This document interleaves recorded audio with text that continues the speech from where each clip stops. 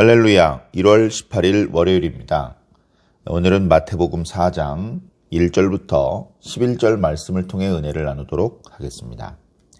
그때 예수께서 성령에게 이끌리어 마귀에게 시험을 받으러 광야로 가사 40일을 밤낮으로 금식하신 후에 줄이신지라.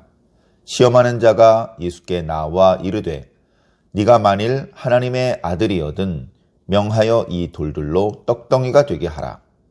예수께서 대답하여 이르시되 기록되었으되 사람이 떡으로만 살 것이 아니요 하나님의 입으로부터 나오는 모든 말씀으로 살 것이라 하였느니라 하시니, 이에 마귀가 예수를 거룩한 성으로 데려다가 성전 꼭대기에 세우고 이르되 네가 만일 하나님의 아들이거든 뛰어내리라.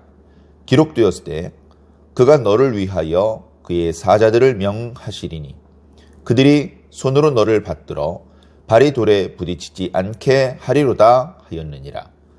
예수께서 이르시되 또 기록하였으되 주 너의 하나님을 시험하지 말라 하였느니라 하시니, 마귀가 또 그를 데리고 지극히 높은 산으로 가서 천하만국과 그 영광을 보여 이르되 만일 내게 엎드려 경배하면 이 모든 것을 네게 주리라. 이에 예수께서 말씀하시되 사탄아 물러가라. 기록되었으되 주 너의 하나님께 경배하고 다만 그를 섬기라 하였느니라. 이에 마귀는 예수를 떠나고 천사들이 나와서 수종드니라. 아멘. 우리가 잘 아는 예수님의 광야 시험, 마귀에게 3번 시험을 받으시는 바로 그 장면입니다. 너무나 유명한 말씀이죠. 그런데 유명하니까 이제 무슨 새로운 내용이 있을까? 그렇진 않죠. 우리는 말씀을 들으면서 좀 새로운 표현, 참신한 표현, 전에 듣지 못했던 메시지, 이런 걸 기대할 수 있는데요. 우리는 말씀을 통해서 재미있고 새로운 것을 얻으려는 사람들이 아닙니다. 우리는 말씀 그대로, 있는 그대로 듣고 믿고 그 믿음 안에서 우리에게 허락된 지위를 회복하고 축복을 누리는 것이 어떻게 보면 우리 신앙의 목적이죠. 뻔히 아는 말씀인데 하는 이런 마음을, 그런 선입견을 벗어버리고 겸손히 백지 상태에서 원래 이 말씀을 잘 몰랐던 것처럼 그렇게 겸손하게 오늘도 말씀을 읽고 은혜를 나누어 주시기를 부탁을 드립니다. 우리는 지난 시간에 예수님께서 세례자 요한과 심지어 하늘의 증거를 받으신 참된 메시아다, 참된 하나님의 종이다, 그저 성령 받은 일꾼은 다 똑같은 게 아니라고 말씀을 드렸죠. 세례자 요한도 당시 거의 모든 사람들에게 감동을 주고 유명했었고 자신의 이득을 취하지 않고 오직 하나님의 뜻을 전파하는, 그래서 사람들의 심금을 울렸으며 그들로 하여금 자발적으로 하나님께 회개하게 만들었고 원하는 자에게 세례를 베풀며 그들이 이제 곧 나타나서 역사하게 되실 그리스도의 말씀을 듣고 믿을 수 있는 준비를 하는 그런 엄청난 일을 했습니다. 구약의 그 어떤 선지자들이 했던 일보다도 짧지만 매우 강력한 임팩트가 있는 그런 모습을 보여주었죠. 그럼에도 불구하고 그런 요한보다도 훨씬 더 강력하신 영적인 권위와 능력으로 예수 그리스도께서 일해 주셨습니다. 우리는 그런 예수님의 모습을 세례자 요한과 비교해 보았을 때 등불과 강렬한 태양빛으로 한번 비교해 보았습니다. 그것보다도 더 큰 차이가 벌어졌을 텐데 우리가 그렇게 한번 비교를 해 보았는데요. 결국은 세례자 요한은 예수님에 비하면 아무것도 아니다. 예수님이 불과 성령으로 세례를 베풀어 주시는 것에 비하면 요한은 물로 세례를 베풀 뿐이며, 예수님께서 구약의 모든 성경의 성취로서 자기 백성을 그 죄에서 구원하실 메시아임에 비교하면 세례자 요한은 그저 길을 여는 역할이고 심지어 주님의 신을 들기도 감당하기 어려운 그런 처지였던 것이죠. 예수님께서 모든 사람의 시선과 사랑을 독차지하는 신랑이시라면 세례자 요한은 그 결혼식에 사회를 본 사람일 뿐인 것입니다. 그래서 우리가 바라는데도 예수님께 우리들의 관심과 시선을 집중하고 있는데요. 그렇게 세례 요한에게 세례를 받으신 예수님께서는 물에서 올라오실 때에 성령을 받게 됩니다. 성령을 받게 되죠. 아니, 성령을 받기 전에도 자신이 누군지 아셨고, 또 다른 말씀에 보면 또 여러 가지 놀라운 일들도 있고 그랬는데 지금 성령을 받으신 겁니까? 그렇습니다. 자, 우리가 예수님을 믿을 때 성경을 읽을 수 있습니다. 또 전도자를 통해서, 교사를 통해서, 목사님을 통해서 말씀을 들을 수 있습니다. 깨달을 수 있습니다. 믿어질 수 있습니다. 그런데 그렇게 약간 어설프게 아는 것과 성령을 충만히 받아서 완전히 감동받고 완전히 변화되고 완전히 새로운 사람이 되는 것은 조금 다른 이야기입니다. 그래서 신앙은 서서히 믿음이 생기는 것 같기도 하지만 어느 한순간에 믿음이 생기는 것입니다. 어느 순간 갑자기 믿어지고 갑자기 깨달아지고 갑자기 말씀이 들리는 그런 놀라운 역사들이 나타나는 것이죠. 그래서 예수님께서 성령의 감동을 받으셔서 이제 세례자 요한에게서 물러났는데요. 그때부터는 성령님께서 예수 그리스도를 이끄십니다. 그래, 오늘 말씀해 보니까 성령님께서 예수님을 어디로 이끄시나 봤더니 광야로 이끄십니다. 광야. 아니, 왜 광야로 이끄시지? 거긴 사람도 없고 먹을 것도 없고 쉴 것도 없는데 예수님께서는 그 광야의 과정을 생략하실 수 없었습니다. 그 광야를 먼저 겪으신 이후에 말씀도 전하시고 능력도 보여주셨는데요. 그 광야에서 예수님께서 겪으신 일은 물론 기도하셨죠. 40일 동안 금식해서 기도하셨습니다. 40일 내내 마귀에게 끌려다니면서 시험을 받으신 것은 아닙니다. 40일 동안 금식해서 기도하셔서 배고프신 상태가 되었더라. 오늘 말씀 1절은 그렇게 말씀하고 있습니다. 2절이네요.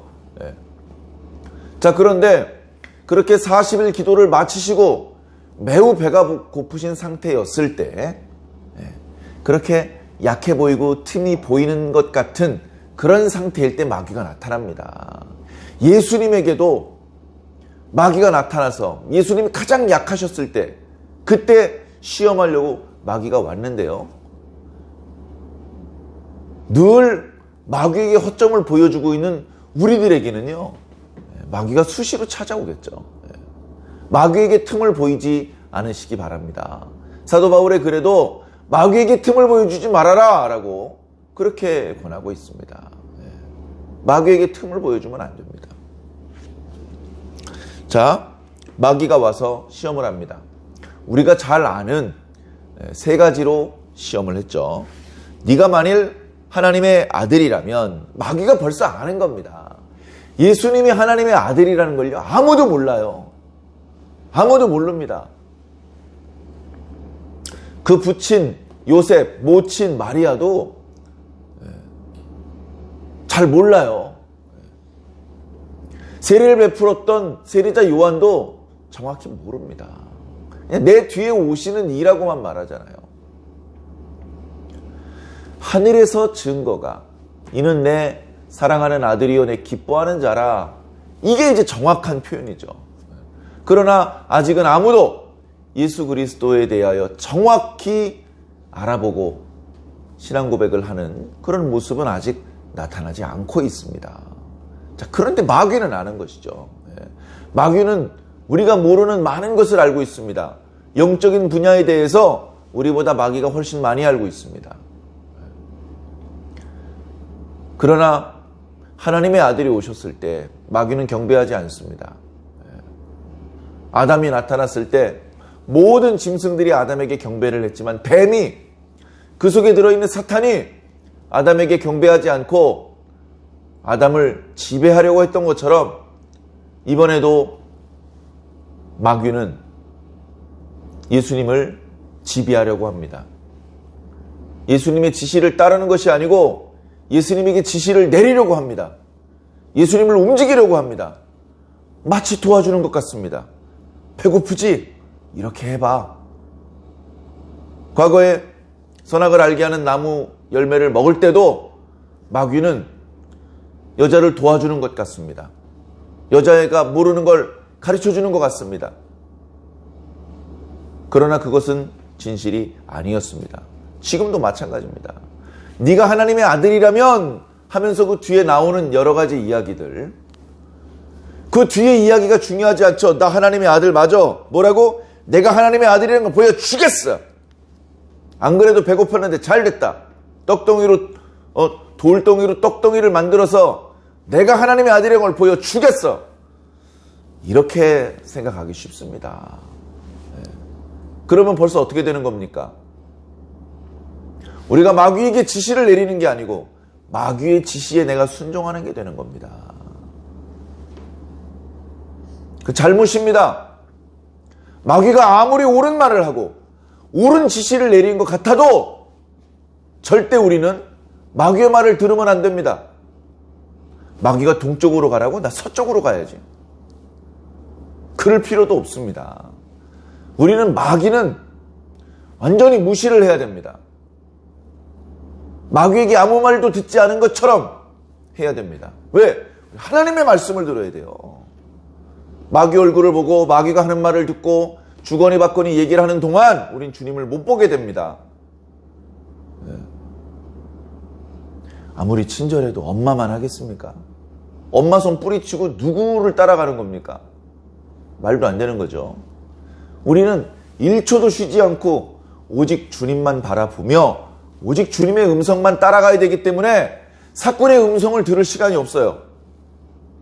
뱀이 하는 말을 듣고 마귀의 이야기를 들어줄 시간이 없습니다. 그래, 오늘 말씀에도 예수님께서 마귀의 시험을 이기시는 모습을 보면 여러 말로 주거니 받거니 하지 않습니다. 딱 한마디로 말씀으로 마귀를 제압하십니다. 예수님의 대답 딱 한마디에 마귀는 더 이상 주거니 받거니 할 말을 찾지 못하고 다른 방법을 찾고 뒤로 물러나게 되는 것이죠. 자, 첫 번째 시험의 의미는 여러 가지 의미가 있습니다. 네가 하나님의 아들이거든. 정체성에 대한 문제구나. 예수 그리스도께서 자신을 어떤 존재로 생각하느냐, 자신이 하나님의 아들이라고 느끼느냐, 그렇게 믿느냐, 그렇게 알고 있느냐. 그렇다면 돌로 떡덩이를 만들어야 되겠네. 자신이 하나님의 아들이라는 것을 확실히 알기 때문에 마귀의 말을 안 들을 수 있는 것입니다. 마귀의 말은 조금 전에 말씀드렸던 것처럼 마치 배고픈 예수님을 도와주는 것 같은 모양새를 취하고 있습니다. 이거 봐, 배고프잖아. 육체를 입고 있는 동안에 이렇게 안 먹으면 몸 상해. 잘못하면 죽어. 일단은 살고 봐야 되잖아. 일단은 살아야 되는 거잖아. 하나님의 아들이라 능력도 있으니 돌로 떡덩이를 만들어서 우선 먹어. 그런데요, 생존보다 더 중요한 게 순종입니다. 죽더라도 순종하다 죽으면 살 길이 열립니다. 그리고 예수님께서 뭐라고 말씀하십니까? 신명기 8장 말씀을 인용하시면서 사람이 떡으로만 사는 게 아니다. 물론 떡 필요하지. 그러나 더 중요한 건 하나님의 입으로부터 나오는 말씀을 순종하는 거야. 하나님의 말씀을 순종하는 게 우리 인간의 진정한 본분이고 우리 인간의 양식이고 인간의 생명의 근원점이야. 떡은 사람에게 생명을 주지 못해. 떡 먹고 유지되는 생명이 얼마나 길겠습니까? 그러나 하나님의 말씀에 순종할 때에 그는 진정한 생명을 얻을 수 있게 될 줄로 믿습니다. 자, 마귀가 두 번째 시험을 합니다. 예수님을 데리고 거룩한 성으로 데려갑니다. 거룩한 성은 바로 예루살렘 성입니다. 그래, 거기 있는 성전으로 데려갑니다. 근데요, 자세히 보니까 성전의 성소도 아니고 지성소도 아닙니다. 그저 꼭대기로 데리고 올라가는 겁니다. 성전이라고 해서 뭔가 예배가 드려지고 제사가 진행돼 그게 아니고 그냥 높은 곳이 필요했던 것이죠. 떨어졌다가는 다치고 죽을 수도 있는 위험할 정도로 높은 곳. 거기에 예수님을 끌고 올라간 겁니다. 그러면서 얘기합니다. 네가 하나님의 아들이라고 뛰어내려라. 너 아까 말씀으로 나한테 되받아줬지? 하면서 자기도 시편 91편 말씀을 읊조리고 있습니다. 물론 시편 91편 말씀을 찾아보면 거기 나오는 말씀 전체를 인용하지 않고 중간은 또 빠뜨려요. 뛰어내려봐. 뛰어내리면 보호해 주실 거야. 뛰어내리면 어떻게 됩니까? 마귀에게 순종하는 자가 됩니다. 마귀가 시키는 대로 사는 자가 되는 겁니다.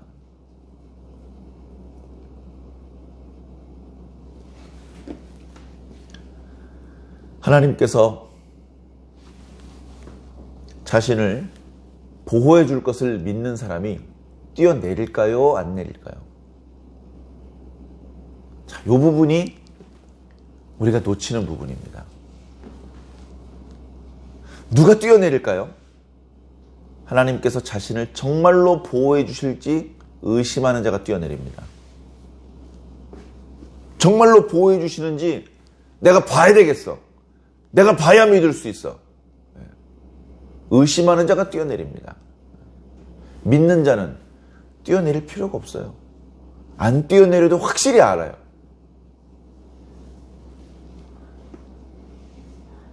그래, 안전보다 더 중요한 것은 하나님을 온전히 신뢰하는 겁니다.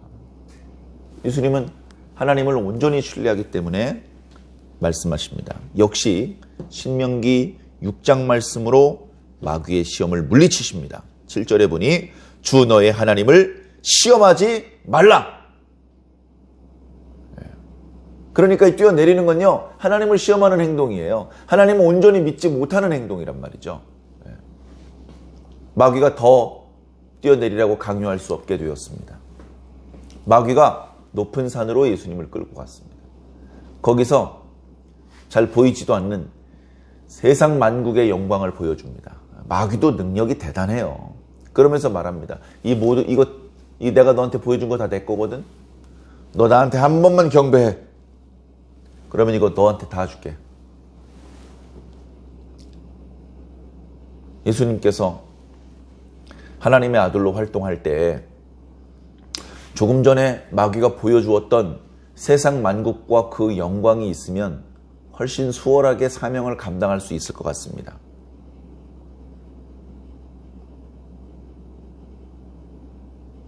그건 착각이죠. 예수님께서 뭐 왕노릇 하려고 가난한 사람들 밥 먹이러 왔습니까? 죽으러 왔어요. 지금 그 사람들을 살리려면 밥을 먹여주는 게 아니라 예수님께서 죽어주셔야 돼요. 사람들이 살아나려면 밥을 먹는 게 아니고 예수님을 믿어야 돼요. 예수님께서 또다시 신명기 6장 말씀으로 마귀의 시험을 물리치십니다. 사탄아 물러가라. 기록되었을 때 주 너의 하나님께 경배하고 다만 그를 섬기라. 어디 아무 데다 대고 경배하는 게 아니야. 오직 하나님, 오직 하나님, 오직 하나님뿐이야. 자, 그렇게 예수님께서 말씀으로 마귀의 시험을 물리치십니다. 그러니까 오늘 말씀 마지막 구절에 보니 마귀가 예수님을 떠났다라고 표현하고 있습니다. 이 대목에 사용된 헬라어를 살펴보면 단순히 떠났다라는 의미가 아니고요. 잠깐 놓아주었다라고 말씀하고 있습니다. 그래서 그런지 누가복음 말씀에 보면 잠깐 떠났다라는 표현이 나오더라고요.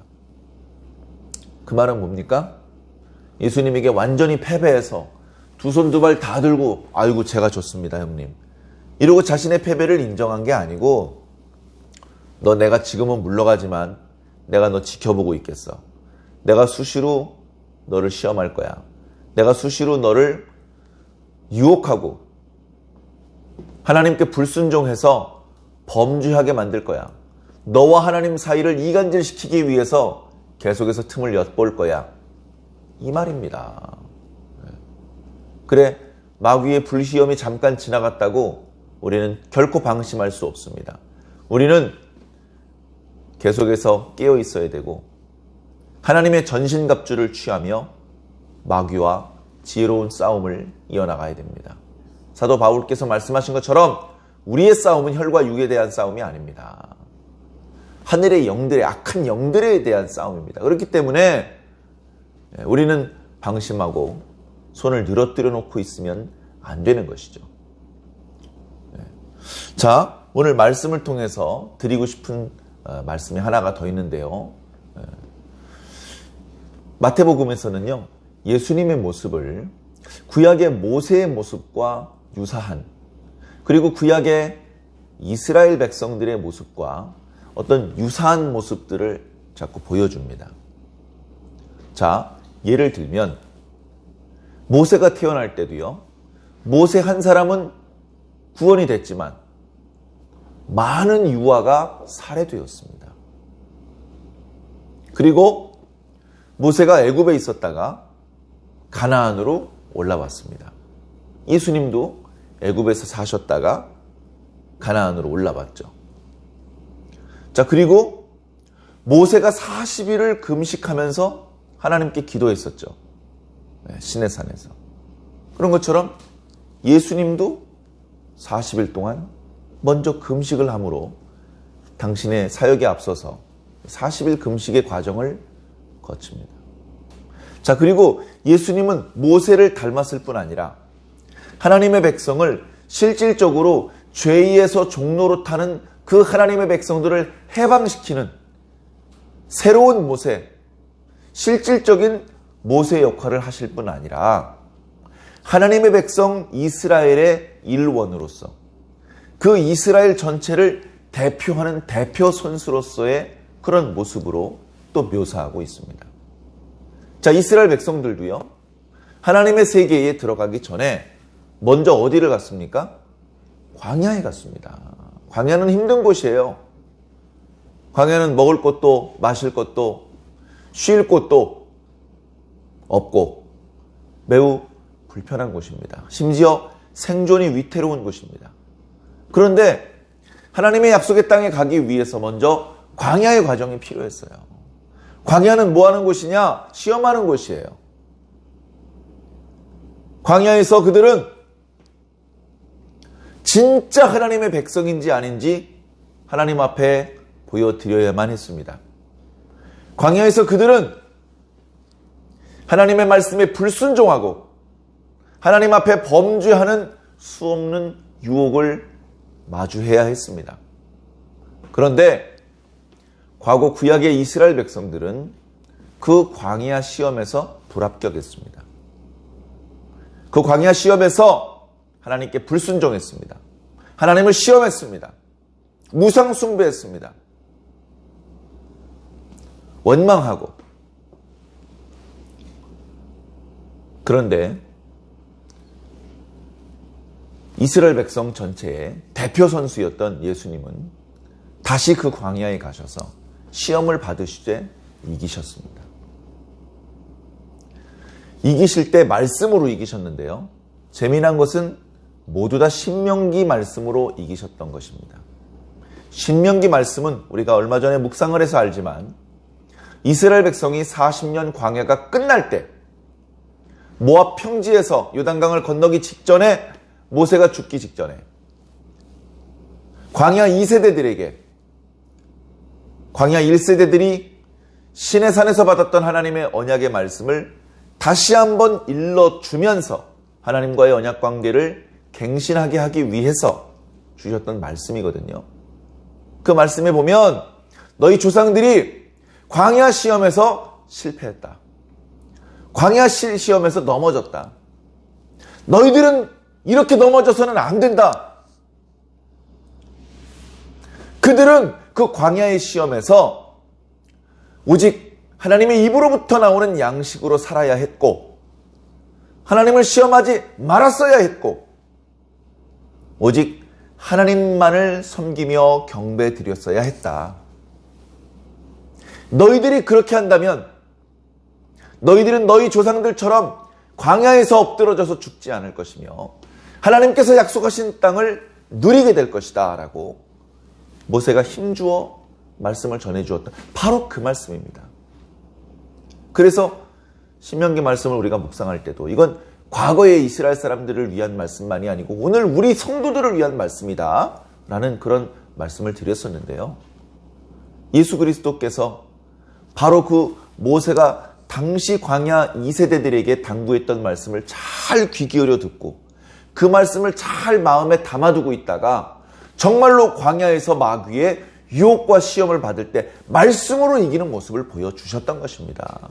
이것이 예수 그리스도께서 보여주신 모범답안 가장 모범적인 모습입니다.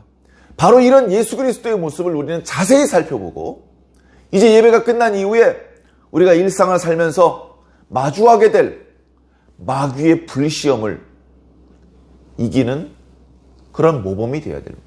예수님께서 이기셨다면 우리도 이길 수 있습니다. 예수님께서 하나님의 아들로서의 권위와 능력으로 이기신 게 아닙니다. 우리와 똑같이 연약한, 오히려 지금 우리들보다 더 피곤하고 더 목마르고 더 배고픈 상태였는데도 불구하고 말씀으로 예수님은 이기셨거든요. 우리도 얼마든지 우리가 지금 듣고 있는 이 말씀으로 마귀의 시험을 이길 수 있습니다. 마귀가 시키는 대로 하지 않고 주님께서 말씀하신 대로 살 수 있습니다. 우리는 오늘 하루도 그렇게 살아야 되고 앞으로 우리가 하나님 나라 가기까지의 이 천국길, 그러나 좁고 협착한 길을 걷는 동안 계속해서 오늘 주님께서 보여주신 모범처럼 말씀으로 살아야 됩니다. 내 생존보다 말씀에 순종하는 것을 우선으로 삼아야 되고 나의 안전보다 하나님을 신뢰하는 것을 우선으로 삼아야 됩니다.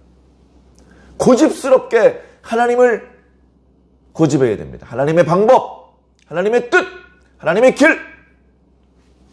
그렇게 하나님을 고집할 때 우리에게는 모든 시험을 이겼다는 승리의 면류관과 구원받은 사람만이 누릴 수 있다는 천국의 복락을 누리게 될 줄로 믿습니다. 모두 그 구원에 참여하시기를 주님 이름으로 간절히 축원합니다. 아멘.